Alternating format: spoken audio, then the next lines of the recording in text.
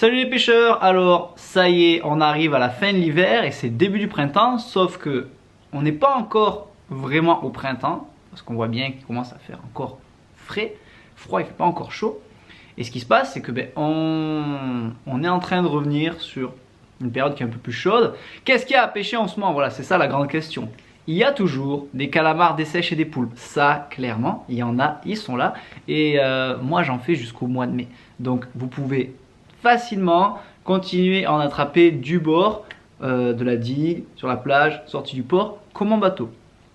Ce qui intéresse beaucoup les gens en ce moment, c'est aussi la dorade qui est en train de revenir progressivement. Alors, il faut comprendre un truc. C'est que là, c'est la fin de l'hiver.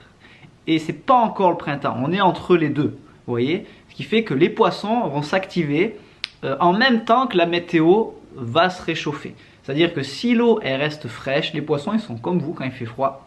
Ils dorment, ils sont statiques, ils ont un peu la flemme quoi. Donc en fait, ils vont commencer à revenir petit à petit avec les courants chauds, avec les eaux chaudes, mais ils vont pas être actifs ou super énervés comme ils peuvent l'être au mois de juin, juillet, août. Vous voyez?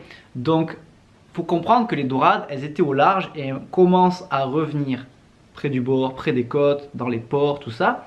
Mais il n'y a pas un panneau avec marqué hop, c'est aujourd'hui qu'elles arrivent. Ça va se passer sur plusieurs jours, plusieurs semaines, voire des fois sur plusieurs mois. C'est ce qui se passe entre mi-mars, avril et mai. Les dorades, elles commencent à revenir, elles vont rentrer dans les étangs, rentrer dans les ports. Donc on peut aussi bien les faire en bateau dans du fond que au bord de la plage, tout comme dans les ports et les étangs, s'il y a des jours où elles se mettent à rentrer. Donc il n'y a pas de stratégie précise. Elles sont partout et elles commencent à revenir un peu partout. Ce qu'il faut, c'est essayer de trouver des poissons actifs sur quelle et quelle zone. Et là, il n'y a pas de secret, il faut aller à la pêche. Je ne vous cache pas aux heures fraîches, c'est pas la peine d'y aller aux aurores. Hein. Allez-y quand il fait chaud, parce que si l'eau est fraîche, elles ne sont pas trop actives. Par contre, quand ça commence à remonter, notamment aux heures chaudes de la journée, l'eau elle se réchauffe plus vite et les poissons, ils s'activent un peu plus.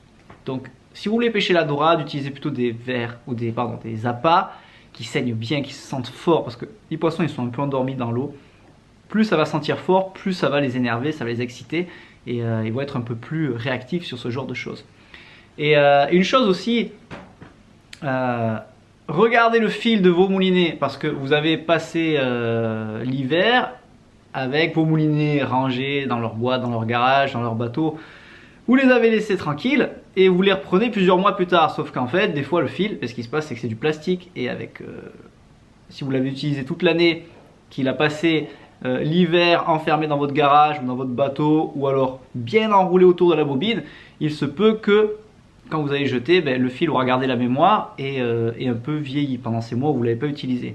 Donc essayez de faire attention. Si vous recommencez la saison, franchement, je vous conseillerais de mettre du fil neuf sur vos moulinets, ce que la plupart des gens font au printemps. Bam, ils changent le fil de leur canne, notamment pour la dorade, tous les fils qui sont en nylon. Comme ça, ils repartent avec un fil propre, efficace, discret pour le printemps et le début d'été. Et ça serait quand même dommage de perdre des beaux poissons parce qu'on a eu la flemme de changer le fil et que ça casse ou alors qu'on perde les plombs ou les montages parce que ça casse au lancer. Donc le fil qui a passé l'hiver, faites-y attention. Si vous pouvez, partez sur un fil tout neuf, tranquille, comme ça vous reprenez la saison bien comme il faut. Et ensuite il y a le loup aussi. Le loup est en train de revenir, il a fini peut-être la fraie. D'ailleurs je pense qu'il a fini la fraie carrément maintenant. Et pareil, il revient du large.